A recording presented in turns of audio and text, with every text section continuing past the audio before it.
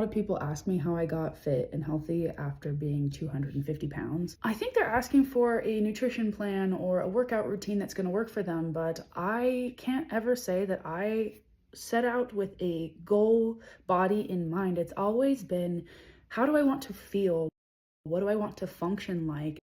And then my body has always reflected where I'm at in my mind. Previous to this near-death experience I had in 2021, I was not making the necessary sacrifices to achieve the goals that I said I wanted. I would serial diet and I would do some one-off exercises. My body reflected the choices I'd made up until that point, and that period of dissonance between what my mind was working toward and what my body was showing, that was really uncomfortable, and it drove me away from trying and being consistent. My health only got better because I put in consistent effort into respiratory therapy, stretching, and just light walking. But eventually I got myself to a point where I could start working out, and that was a place that hospitalized Kenna couldn't even fathom. When I started working out consistently, it wasn't because I hated my atrophied body, it was because I really liked the feeling of testing my limits and seeing what my mind and my body were capable of.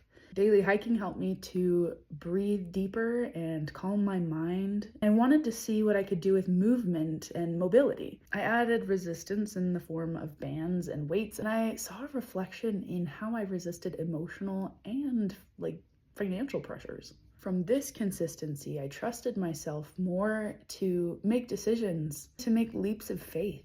And when I had the opportunity to learn a combat sport, I knew that I would learn something valuable from that experience. Those of you that train combat sports know it's important to master your mind or you will lose before the fight's even begun. At this point, I kept getting comments about my new fit body, and they made me quite uncomfortable, as innocent and well-intentioned as they were. It made me realize that most people will see my body before they'll see all of the work that I put into my mind and mastering my self-worth. So to answer your question, no, I don't have a fitness routine or a nutrition plan that will work well for you. I can tell you what I personally think you should do if I were you, but your physical results and quality of life will be completely determined by your willingness to put yourself through microdoses of pain and discomfort instead of allowing yourself to stay in that state of what's familiar and comfortable and disappointing. Hopefully you'll be able to develop the faith that it will lead you somewhere